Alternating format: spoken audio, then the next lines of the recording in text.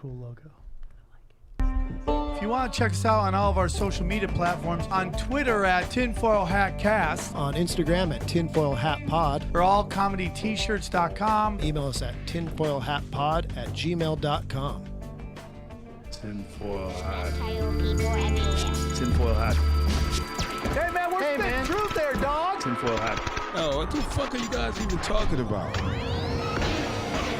you ready to get your mind blown?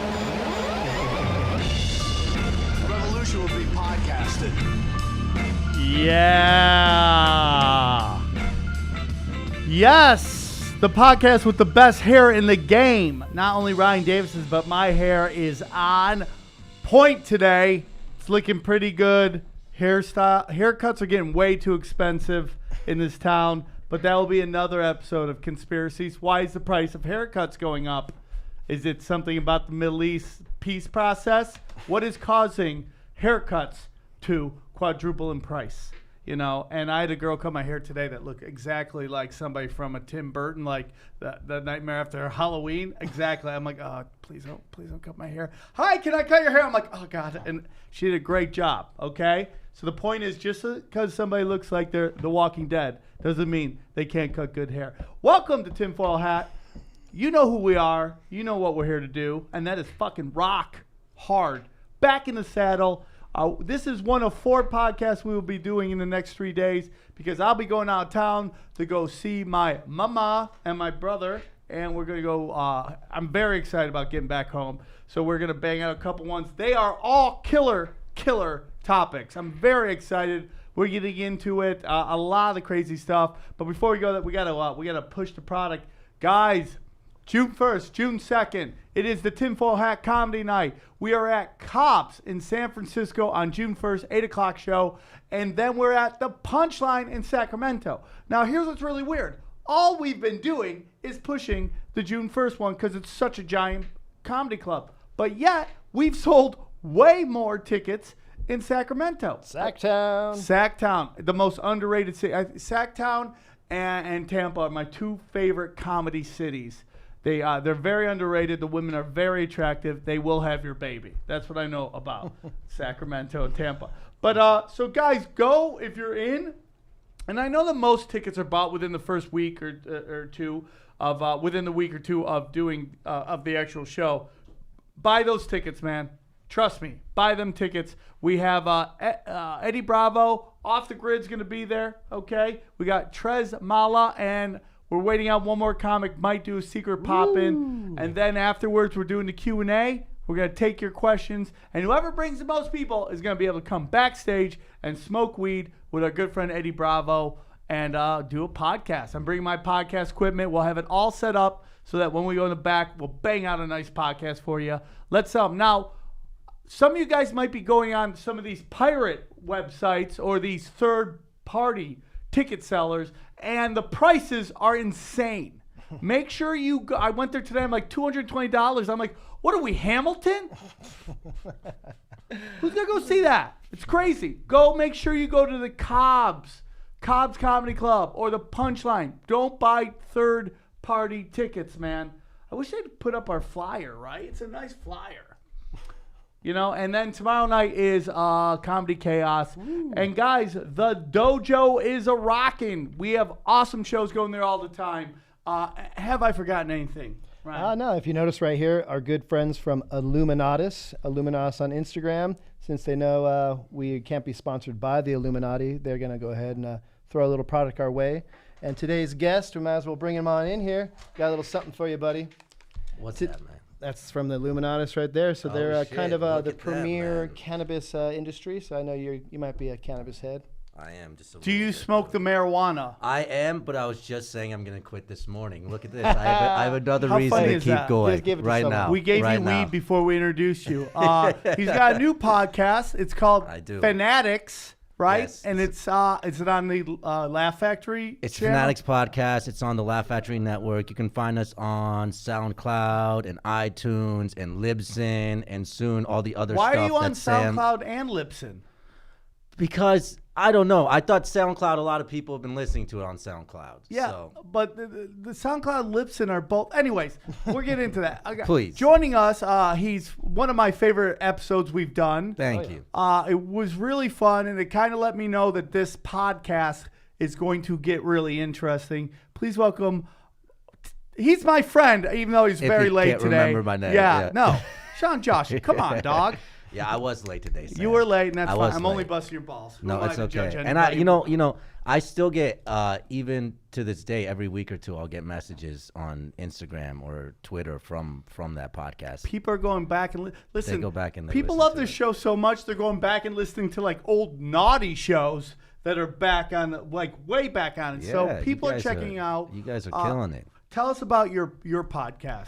It is a sports and comedy podcast, but we have a lot of fun. I just have friends in the room. We go Do you through just sports. do Indiana sports? Yes, we just do exclusively Indiana sports. So I've been should talking be about the huge. Pacers for about 4 Corn-based. weeks. We're going to be so big in Hendricks County, So it's Indiana. Colts You and can't even Pacers. believe it. You can't even believe it. No, we do a lot of different fun stuff. We shoot segments. We do bits out on the street and Are there stuff. any conspiracies in the sports world that you're Well, interested in? actually, I was hoping to have on Sammy Triple sometime soon because I Yeah. would love to do that. My dad completely thinks the NBA's fixed. Like with my parents calling sometimes. Oh, they there have fun to a point. It is 100% fixed. Oh yeah, like 100%. it's like fixed. professional wrestling sometimes. You know, It's- you can well, go back it's to the Sacramento series is the famous one where Donaghy was in the fourth quarter. Of course. And then it's all about like, ratings. Like LeBron is going to do bigger numbers than Oladipo. Of You like, course. and that sucks. Yeah. I mean, when you're a small market, you got to not only beat the other team, you have to beat the refs. But too. OKC has taught you that if you play exciting basketball,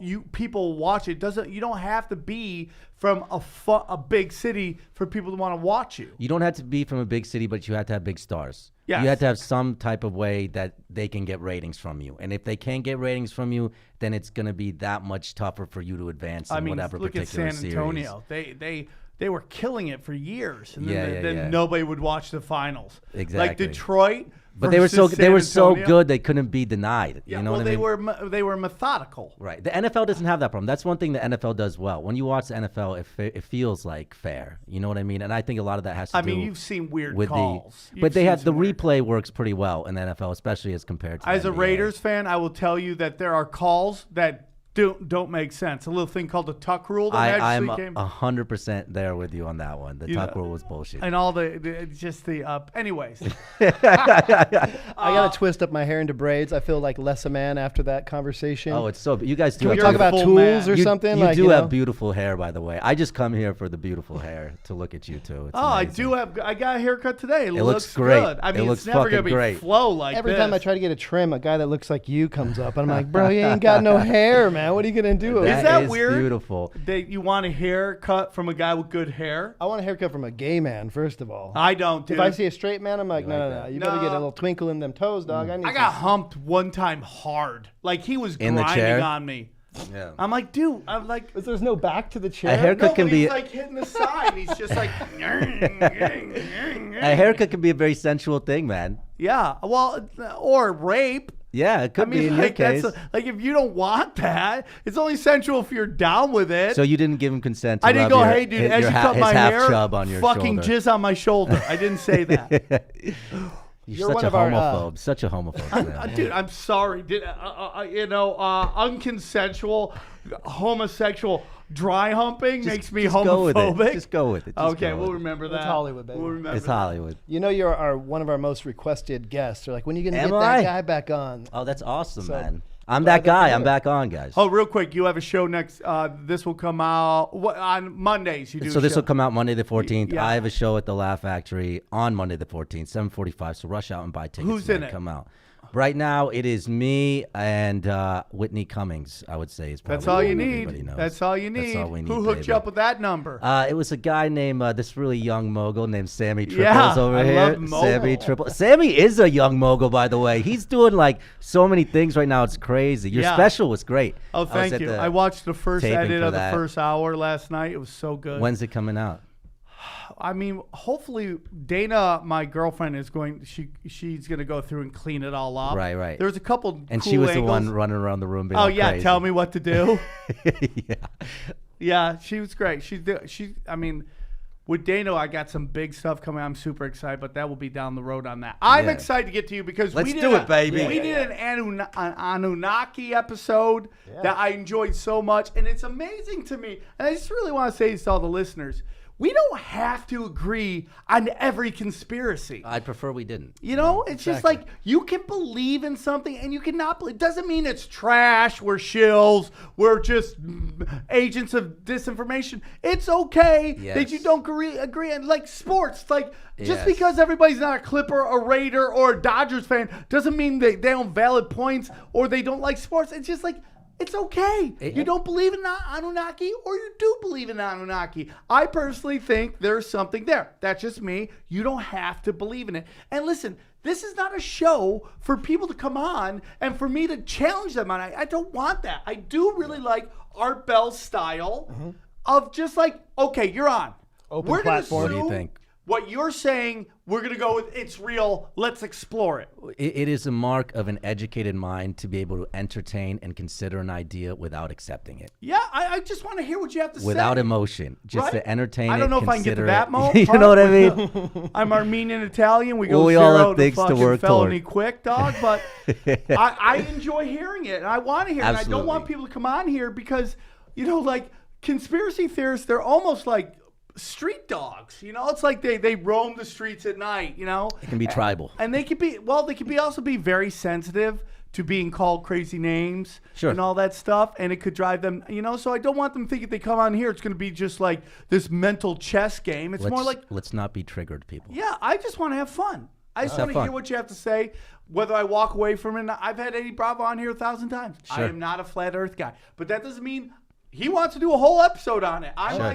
I'm like, okay, I'll listen to it. It's not my thing. I'm not a sports guy. Sam and you guys just talked something like spoke another language, and that's fine. I'm cool with it. I don't need you guys. No more sports. Sports aren't real. It's you just know? like, it's fine, man. Yeah, if you everyone believe in just chill something I out. don't necessarily believe in, it's okay. Stop going crazy. If you like the show, enjoy. If you don't watch the show. There you go. And just smoke some Illuminatica black as you do it. I love it, dude. So I was like, Shaan, what do you want to talk about? And I'm glad what you brought up was something we've never really, and it happened like right underneath, right before it turned to 2018. Yeah. On December 16th, 2017, the U.S. Department of Defense released a video showing an encounter between a Navy FA-18 Super Hornet and an unknown object. It was released by the Defense Department's Advanced Aerospace Threat Identification Program.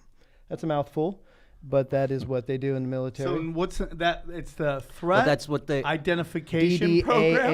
DDAATIP. In the government, they don't call them UFOs anymore in the defense area. I guess they're called whatever that phrase is. The Advanced Aerospace Threats is what they're referred to now, which is what the name of that program was. So does this all get spurred on by DeLong's appearance on Rogan? No, this is way, I think. But the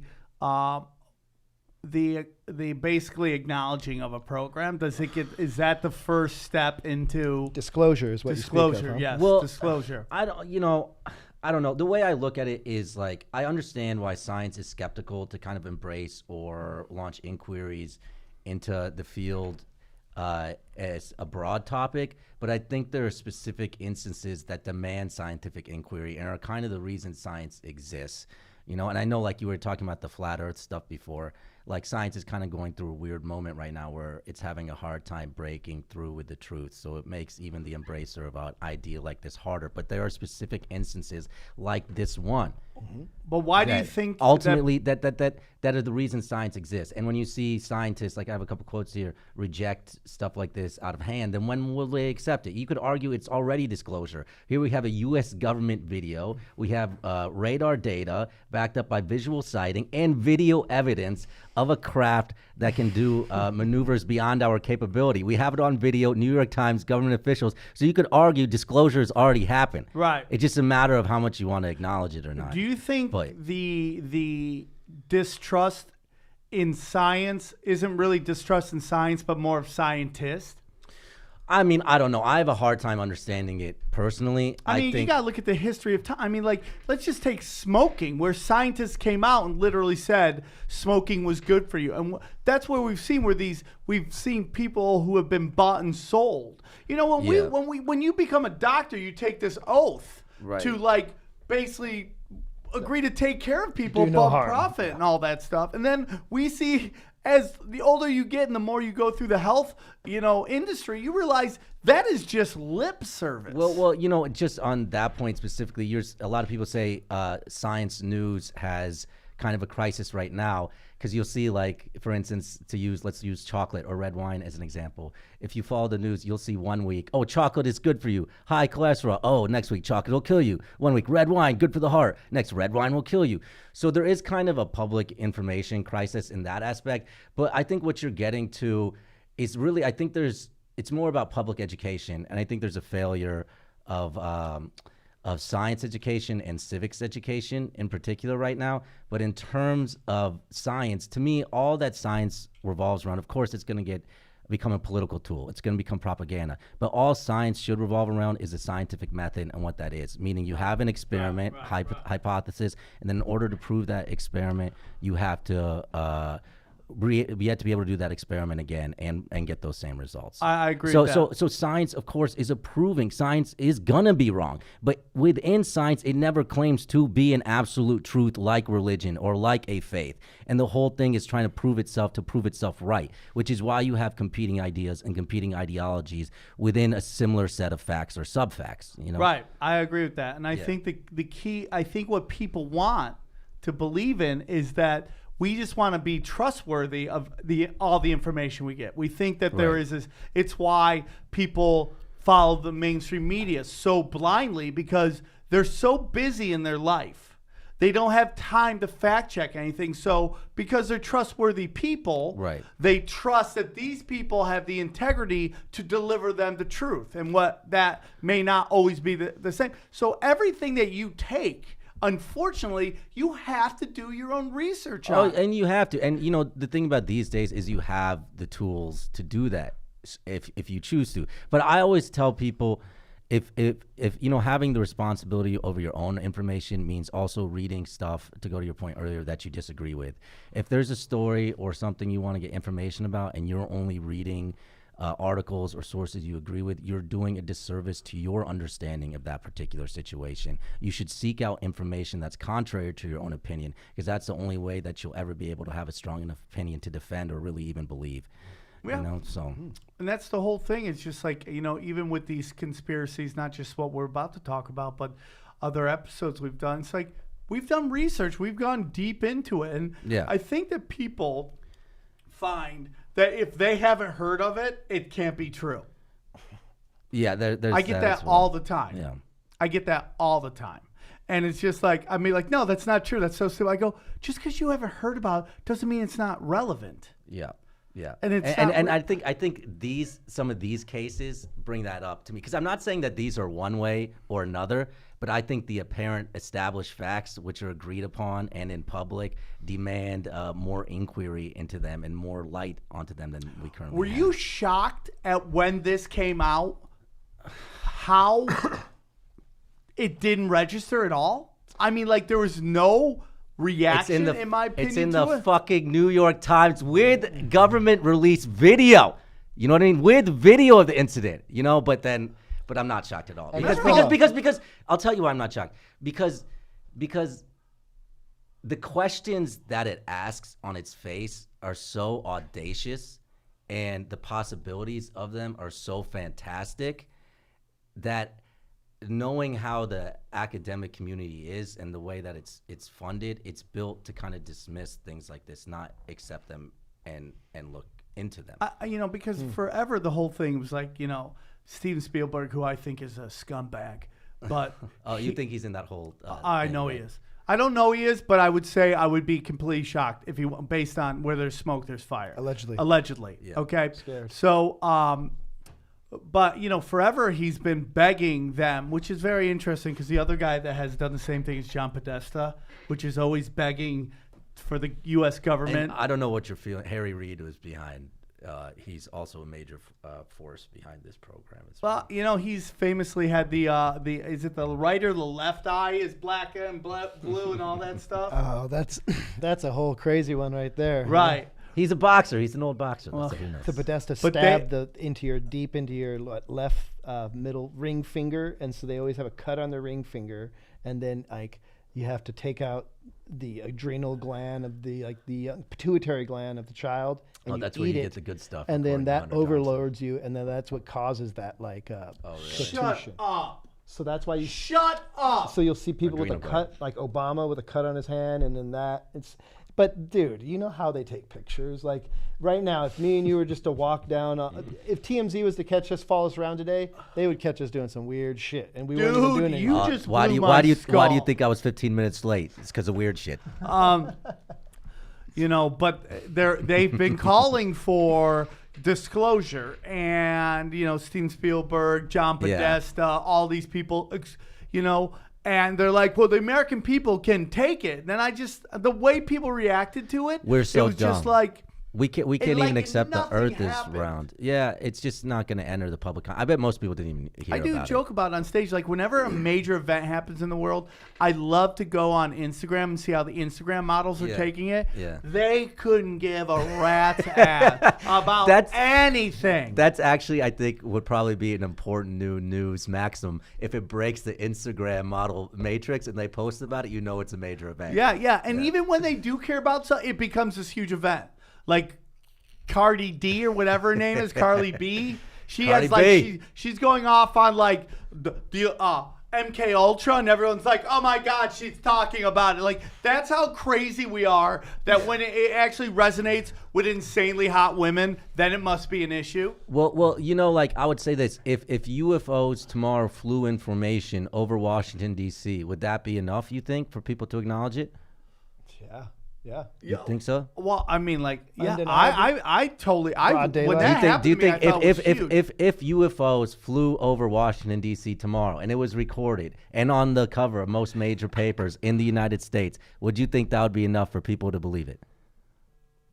For me, yeah, 100%. That happened in 1952. UFOs flew over formation in Washington, D.C., recorded, I have it all here, recorded on multiple radar stations, Washington National Airport, what it was known as before Dulles, over the period of July 21st to July 29th, flying information, multiple military jets confirming and scrambling and making contact. And this was on the cover of the Washington Post and many major U.S. newspapers in 1952 when it happened, but still not enough for belief. Yes. But that's not, I don't think that's a real photo. You don't think that's a real photo? No. How about that photo behind it? It's 1952. I doubt that they would have it, right? Yeah. Maybe But this I one. have the information. Hold on. You don't think they'd have the picture of the newspaper? I don't know. I think there are pictures of it, but I'm not going to speak to saying that specific picture is Drugs it. on campus. Yeah.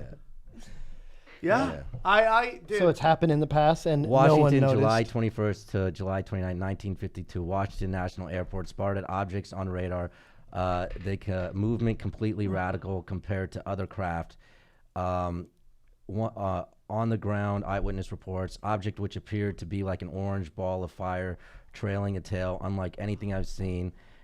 So they sent one pilot up there, right? Yeah. Because they had all the radar confirmation, and they were having a hard time getting in the air visual confirmation. The guy goes up there, he sees him, he starts chasing him, he can't get him. They ask, "Do you see anything? Do you see anything?" He goes, "They are all around me." This is exact response. "They are all around me. What do I do?" And what happened to that guy? As to what happened to him, I don't know when he came back, but he couldn't catch them. He said he tried to catch them, but he just couldn't. They were faster. And so this happened, two different incidents, one on July 21st and 22nd, and then from the July 26th to 29th over the nation's capital in 1952. Radar confirmation, visual confirmation. That wasn't enough. What if I told you that over Phoenix in 1997, you had thousands, tens of thousands, hundreds of thousands of people have a confirmed sighting, multiple visual recordings of a craft bigger than the size of a football field, that initially when it occurred the day after, the governor, Fife Symington, dismissed it he had this big press conference, and he was like, "We know what it is," and they brought out an alien in like a joke outfit, and there's like, "See, this is it." But if you talk to him now, Misinformation. if you talk to him now, he says he was just trying not to get people to panic. He tried to get answers for it forever. But if you ask him what he thinks, he goes, it absolutely was a craft visiting from a different planet. And that is the governor of Arizona speaking to the incident that occurred And in if 1997. if I'm an alien and I want to kidnap, there's no better place to kidnap rednecks than desert people. No, who's going to believe him? It's like Nobody, Randy dude, Quaid in nobody's gonna Independence miss. Day. Who's going to believe Randy Quaid? The level of white trash in deserts is amazing. like nothing you'll ever see. And they don't tan, they just get red. They You know what just I mean? no, they beef jerky. That's what they do. They go, Like they leather.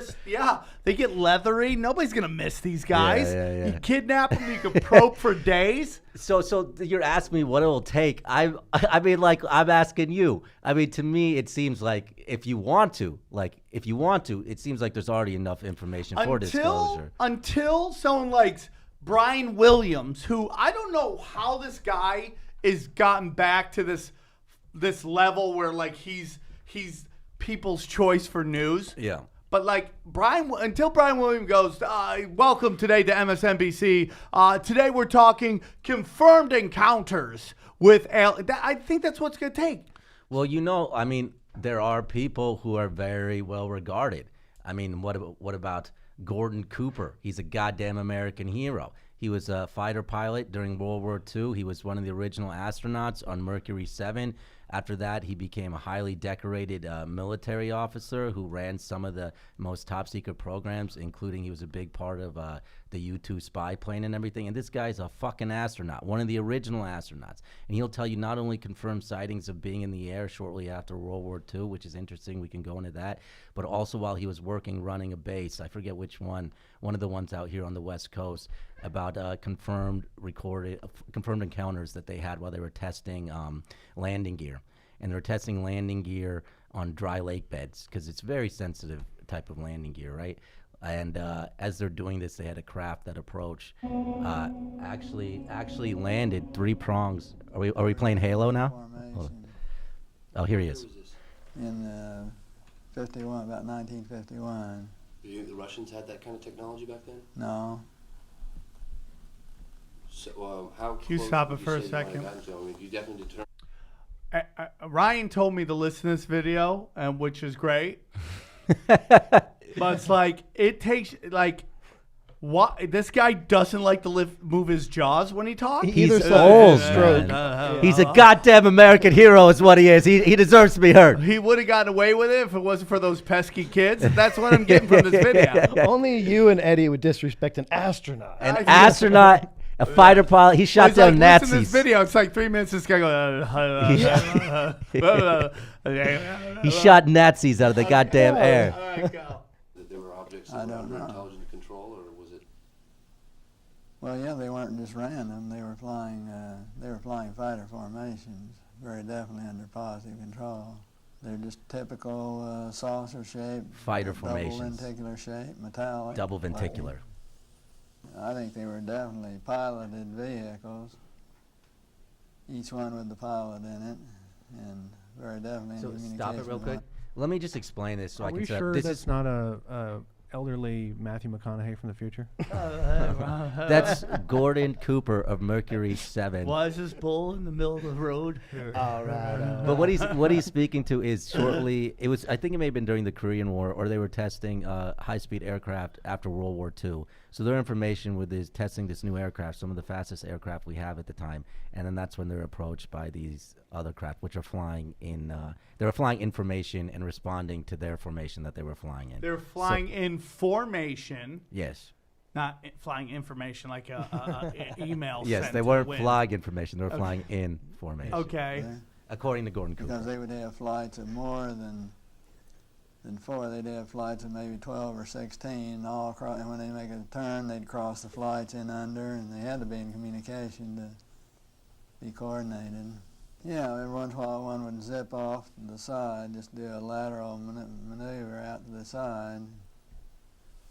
Much as you've ever seen the lights, the UFOs that they filmed over Clear Lake, California. I You've did. seen those?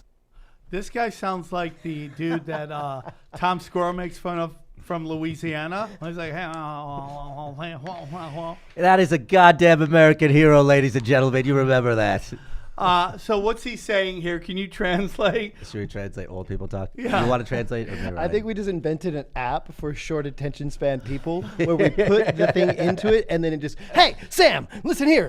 Did you know an astronaut back in 1950? And then be like, no, don't look away. Don't look away. Like Sam was like Sam this whole time is cheesing up. He can't even like listen to this I guy. can't. the whole time is just a girl flashing and it's his face in the center. Aaron, am I wrong? Did that guy like?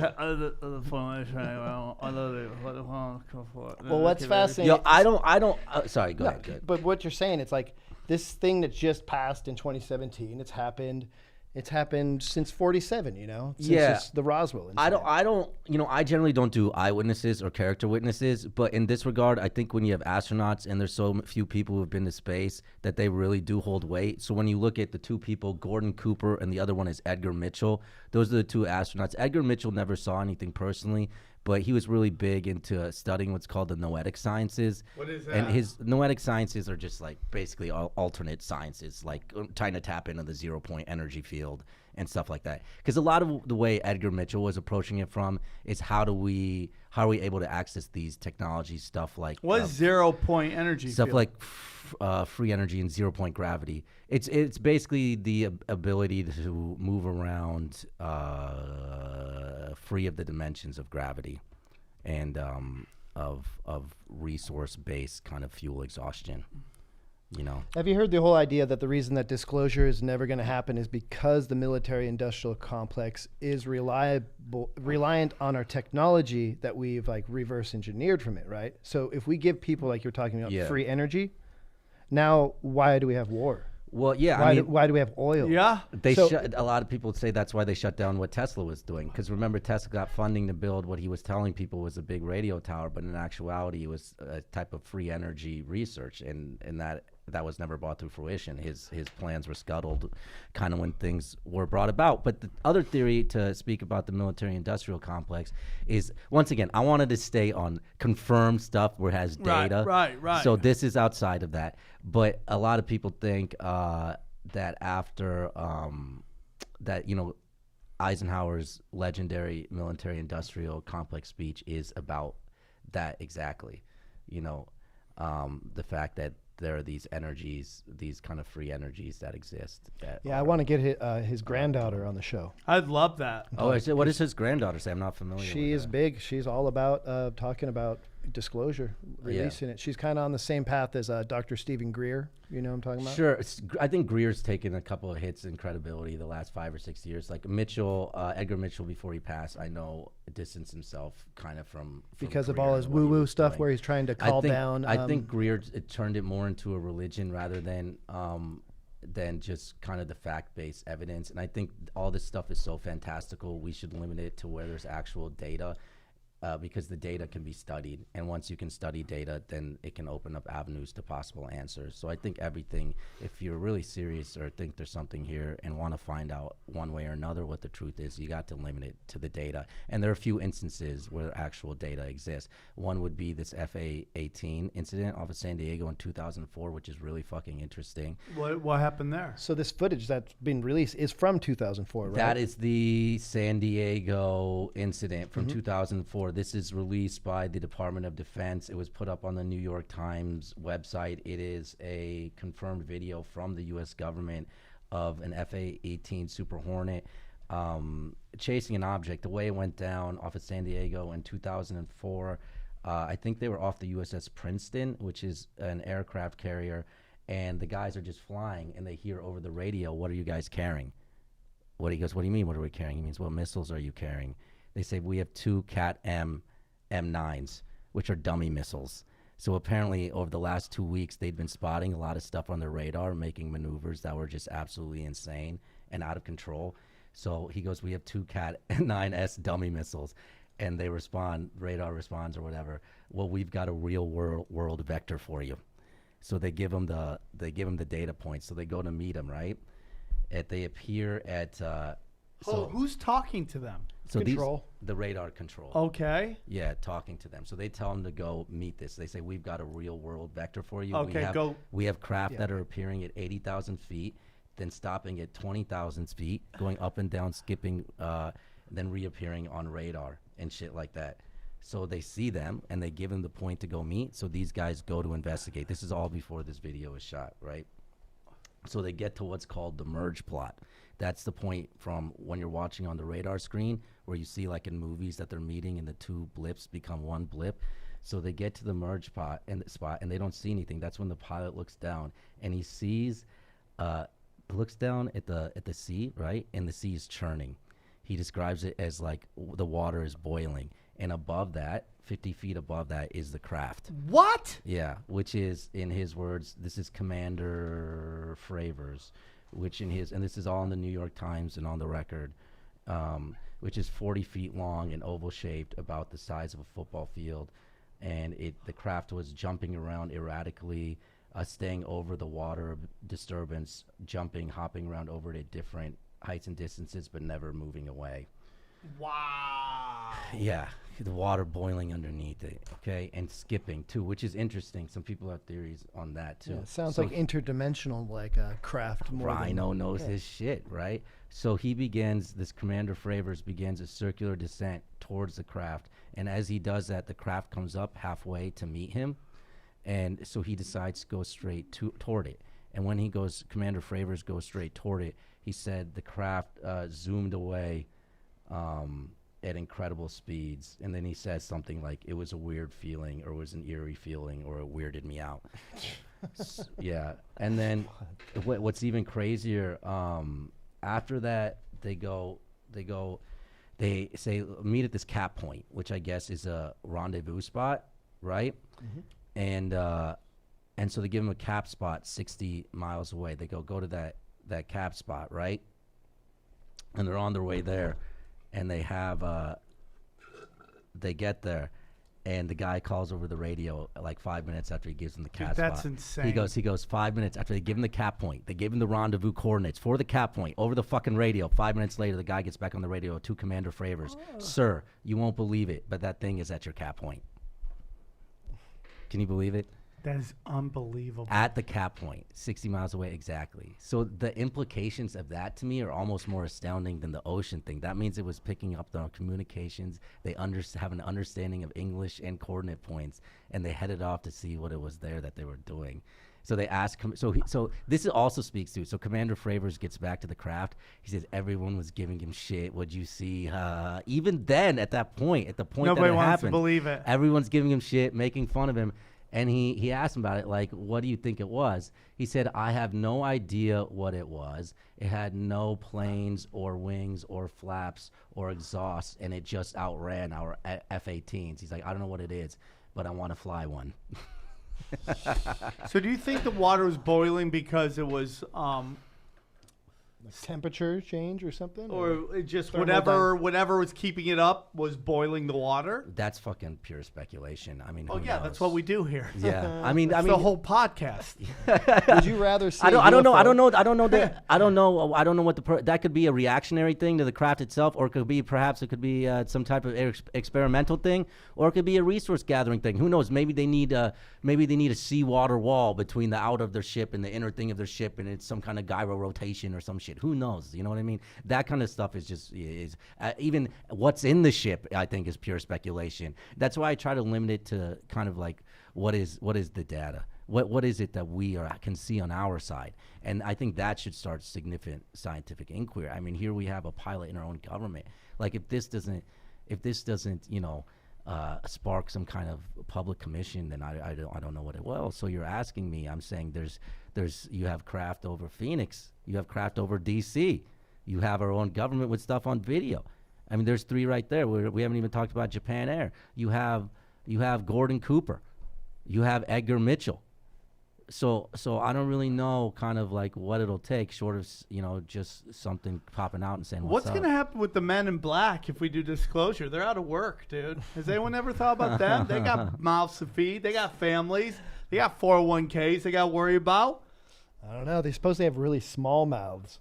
So they have very small mouths to feed. It's like the land of the hungry ghosts. Yeah. There is a. Did you know the Man in Black video? Maybe I shouldn't get into this. Yeah, the, get the, into the it. one of the hotel in Canada. Yeah, where the two guys walk in. Yeah. That's some creepy shit. It is pretty creepy. Do you think shit. that's real? I don't know, but the way the guy dives out of the way and comes back, and the way he says in the story, it's a nice little simulation. They did a good job with it. Would you rather see a UFO or see Bigfoot? Oh, not even close. A UFO. See, I think Bigfoot is such bull. I think there's significant evidence here. There's data here. You know what I mean? So like if I were to walk into a casino and I would put like whatever, bet the house on one quote unquote conspiracy theory that I think would actually bear fruit, or there's actually a chance of being out there and abundantly true. I think this is probably the number one, just because there is so much existing data and instances and really credible people. Have you heard of General Byrd?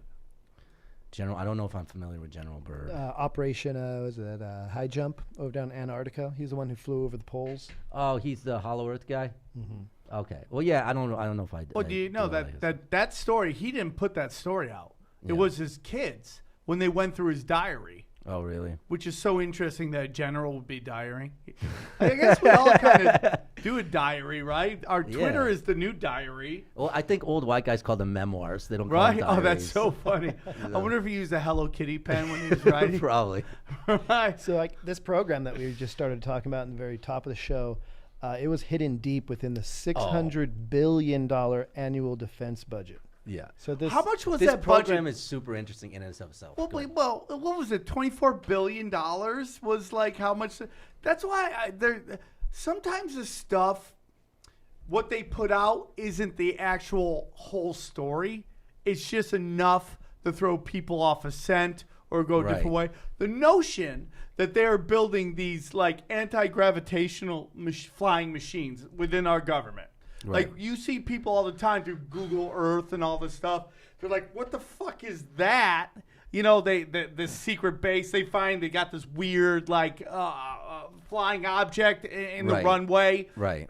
And you're like, your annual budget is $24 billion? That does not seem nearly enough to actually build any of this stuff. Like, that's what I think all this black ops shit is. Or, if you want to go into NASA, what is NASA really? Probably building these weird-ass flying objects. If you read this article, the New York Times article, it's just a good primer on the defense budget in general and how programs become what's called special access programs, which are protected and are black programs, and that which are then whatever the more public programs. And you find out, like for this program specifically, Harry Reid was trying to get it to become a special access program to get that protection, because they started in 2007 and they came across findings that they thought were significant enough to continue this. You want me to go through it real quick? You want to hear it? Yeah. Yeah. Okay. That's what we're here for.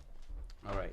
So give us the goods, dude. So basically, this was done with Harry Reid and this billionaire named Robert Bigelow, who's the founder of Bigelow Aerospace. He has contracts with NASA right now. I don't know if you remember the expanding habitat last year that they tried to do on the ISS. It's like you hook it up and it just expands, which would be really promising for orbital craft, especially like stuff like hotels. What are you talking about? What is that exactly? Bigelow Aerospace is an aerospace company founded by the billionaire Robert Bigelow. Okay. They have a lot of NASA contracts. His big aim is to have a hotel in space and to make easily inflatable space structures that you just send them out there and they expand. Like and you have rooms. a jumpy house? Yes. For kids? A bounce house? Yes, exactly. A bounce castle? So they had snaps! Yeah, exactly. So they had their first one last year that they actually sent to the ISS, connected to the ISS and tried to expand it. It failed. It was, I think the experiment was a mix of success and failure. Like they're promising going forward, but the actual mechanism didn't expand in the manner that they hoped that it would. But the reason why this is interesting is Robert Bigelow, he's very connected in terms of government contracts. Yeah. He was on 60 Minutes within the last few years stating that he believes extraterrestrials are real and that they visited the Earth. The other reason that's interesting, is so this program was basically run in coordination with Bigelow Aerospace, So it was a DoD program run by Luis Elizondo. He used to run it, but they would pretty much, from my understanding, outsource a lot of the findings to Bigelow, who would do a lot of the research on it, to the point that Bigelow modified buildings for storage of metal alloys that had been recovered from unidentified aerial phenomena. They collected videos, including the one you saw there, and another of FA-18 Super Hornets surrounding by Gloa Aura, traveling at high speeds and rotating. And the pilots can be heard on the video saying there's a whole fleet of them out there. In 2009, so this guy Elizondo quit recently, writing a letter to Mattis, Defense Secretary Mattis, saying, why aren't we spending more time here, to kind of show you how people believe that this program may have borne fruit that is not public yet. In 2009, Harry Reid argued for the higher security of the program. Much progress has been made, he says, with identification of several highly sensitive, unconventional aerospace-related findings. And finally, in 2009, in the Pentagon's own briefing summary, they said what was considered science fiction, referring to this program, is now science fact. And that's the fucking Pentagon. And Harry Reid, to this day, maintains that there are significant findings within this program. You know those space hotels, there's going to be some weird eyes wide shut sex parties going on. Such kinky shit going on. Such weird, just meat and how holes. How are you going to Windex that shit? Yeah, it's going to be so people gross. Goat heads just humping. Goat heads. Isn't that crazy though, Sammy Triples? Yeah, it is. I do think it's crazy, dude. Was that too long-winded, or was that informative? No, this is the good. We want more of that. You want that good? Yeah, we want the. Oh yeah, goods. I have another one. You want another one? That's what we're here for. You're bringing us home to Japan? Is that what you're thinking? The Japan one too. But can I say something about the Fermi paradox before we continue? I've been wanting someone to talk about that. Yeah. Okay. So the Fermi paradox basically says that we're probably alone in the universe. And the reason it says that, there's like a mathematical formula that says if life existed, then we should have encountered it many times over again. Right? What are your thoughts on the Fermi paradox, Sam? Well, you know, I've talked about this extensively to myself in the mirror as I get ready to do this podcast. I don't believe that, and I don't. I think that if there's advanced extraterrestrial life and they don't want us to know about it, they are advanced enough to hide it from us. So we have proof here. You've brought me proof that hard data, like you say, that it exists.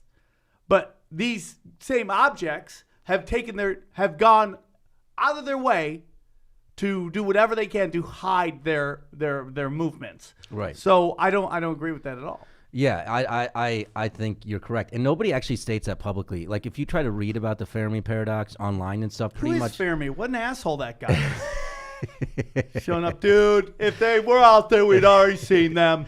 Okay, Fermi, whatever. You're such a fucking party pooper. Some fucking Italian with a protractor. Whatever, you know what I mean? bro. Shut up. Give me the Stromboli. I told enough of this.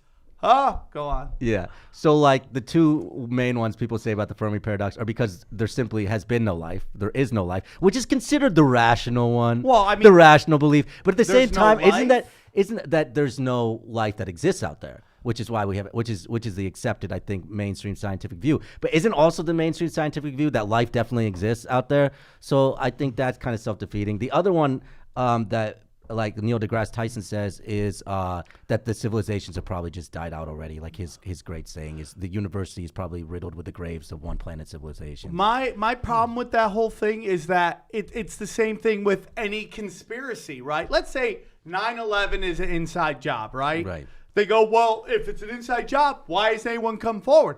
People have come forward. You just choose not to accept that information. You tend to call them crazy people, throw a tinfoil hat on them, and ignore them. Right. Here we have hard data of extraterrestrial life, encounters left and right, Yep, above absolutely. the White House, this entire thing city, outside. Phoenix. Yeah, I mean, like, but people choose not Aircraft. to accept it. Yeah. Because it doesn't fit into how they see the world. Sure. And I think that's why, you won't see serious scientific inquiry into it. because of the possibilities. It goes a lot into what Eckhart Tolle says about ego and how people embrace faith and ego. It becomes part of who they are and a personality of who they are. So they feel like if you attack your religion or belief or even a conspiracy theory somebody's really into, it's almost like you're attacking that person because they see themselves as that view.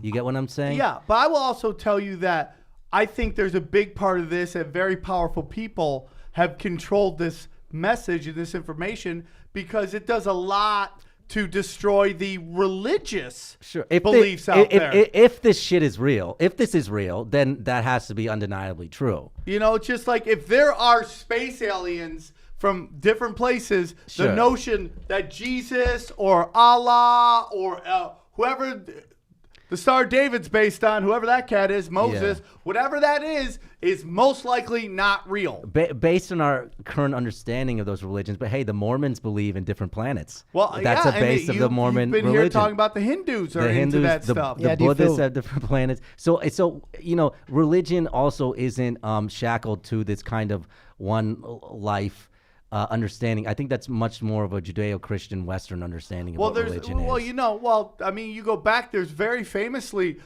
books of the Bible that the Roman Catholic Church have hidden from people. Oh, yeah, that sure. speak very much of alien encounters. Yeah. And even within the Bible, the book of Ezekiel or Enoch, the one where he talks about chariots and the wheel and the grinding. And you know, there was a NASA scientist who was very skeptical about it, and he said, I'm going to go and I'm going to debunk this shit. And he went and he built everything to the damn dimensions of it, and he ended up making like a fucking spaceport. Is like what it ended up being, you know. So well, we just had the Anunnaki stuff with the Moses, the Ark. Knowing the Ark is actually just a spacecraft carrying DNA all over the place, right? That was kind of what the discussion was. That's kind of where the known information stops. It stops at the border of that craft churning those seas right there. Because what's beyond the veil is there a completely unknown. And you hear some people talk about it. I think the person with the most credibility I've heard talk about is Paul Hellyer, who is the former Canadian defense minister. Yeah. He's the highest on-record person to come out and talk about this. And he gets really into specifics about what are the different races and this and that. I'm not going to go to any of that. But I can just tell you there are definitely cases. Asians are aliens. Asians are aliens. I mean, look at the Korean language. It looks like they have something from Star Trek. Yeah, and they actually have their own UFO history lore that really ties into some of their great literature of the past as well. But actually, the first recorded data incident of a UFO was a Japan air flight, incidentally, going from, I think it was Iceland to Anchorage, Alaska. It happened in the 80s, and it is known as the first incident. 80s when? The first incident. It's Japan 1028. You can look up the exact date of it. But it's considered the first recorded UFO data on radar and stuff. And the guy was flying. It's really eerie.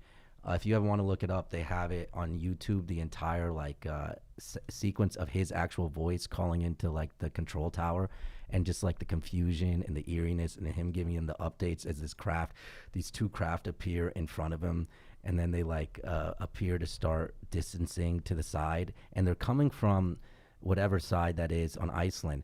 And he's like, do you see them on radar? Do you see them on radar? And they're like, we don't see you on radar. We don't see them on radar. He's on radar. We don't see them on radar. And he starts this way, and then they trail to the left, and he goes, oh, I think they're gone.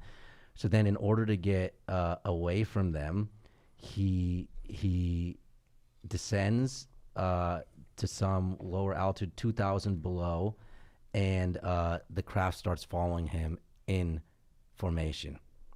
You know what I mean? And you hear him say, it's so eerie. You hear him say in Japanese? In his own words, it's quite, no, he's in English. It's quite big, quite big.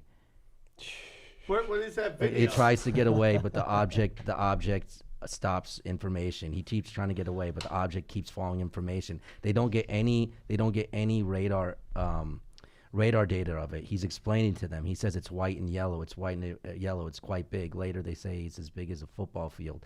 The eerie thing about this is, it's not picked up a radar at all until they get closer to Anchorage, where the local Anchorage radar starts to starts to pick up the object. And they had a recorded thing, and you can hear the guys on the ground are freaking about it too. They're like, we'll call military. Do they have something they can send over there? So after this, the Japanese pilot, who I think was he was shunned, and he was grounded from his job. He was told not to talk about it. He was put on a desk job until he was reinstated years later. Afterwards, there was a meeting with the FBI, CIA, Reagan administration, where they took official possession of the data. But it's all a recorded event. It's all out there. The flight tapes are out there. And it's considered the first recorded UFO radar event. So Crazy. If I told you there was astronauts who were telling you who've seen this shit and said it's real, if I'm telling you this shit flew information over Washington, D.C., and I'm telling you flew over Phoenix, multiple people. If I'm telling you there's multiple U.S. government videos recorded from F-18s where we have these things recorded doing maneuvers beyond our capability and understanding how to do, then to me that's something that needs to have a public commission and looked into seriously, and not this kind of attitude where it's dismissed. Because at the real heart of it, if you go through it in the original things, they'll say that they have craft, from the government report, I think from this DOD, that they have craft beyond our military capability, that we don't have an understanding of how they do any of this. And I think that's really what the scary thing is there, that they think people aren't going to be able to handle that and are going to freak out. So I put out a poll on Twitter just to see what everybody thought. Do you believe in UFOs? Thoughts? So far it's 93% yes, 7% no. We had my friend Trevor Kevlov, who runs the dojo with me. Right. We did a Patreon in which his father pulled him aside and goes, when I was very young, I saw something. I worked at this Institute for Technology, and I got called down to this floor I've never been to. And I went down there, and they were doing weird experiments on animals. And I walked, and I saw what could be described as a spacecraft with two green or gray objects, living things, working all over it, running all over it, with a tiny little thing also running around. Yeah. And then he got pulled, the security pulled guns on him. Right. And for his life, wherever he showed up once a year, these men in black would show up out of nowhere. Like he'd be traveling the world. He'd go somewhere. He'd have a passport. They'd pull him in, and these guys and these men for black would come in and be like, "Hey, have you told anybody?" And the only reason this guy's told Trevor, his son, is because he's coming towards the end of his life. Sure. And he got to lose at this point. Right. And he says he saw that. And this was like decades ago. So what's it going to take? We're going to have him touch down on the White House lawn in order for us to believe? Well, I mean, I don't know. You say that poll, and the general poll, I think, is like 56 or 57% of the actual population. So you have most of the population already thinking that already. So I just think it's going to have to be something. Were you like cynical that. at the story I just told you? A little bit? Yeah, I was. Which is very interesting because you don't understand it's very interesting because you're like, what's it going to take for people to believe in this? And when I just told you a story, which for the most part, I have no reason not to believe. Sure. And Trevor goes, my dad's not that creative to come up with that story. Yeah. But yet you so easily dismiss it. Who seems to be the pro UFO guy? I'll tell you why.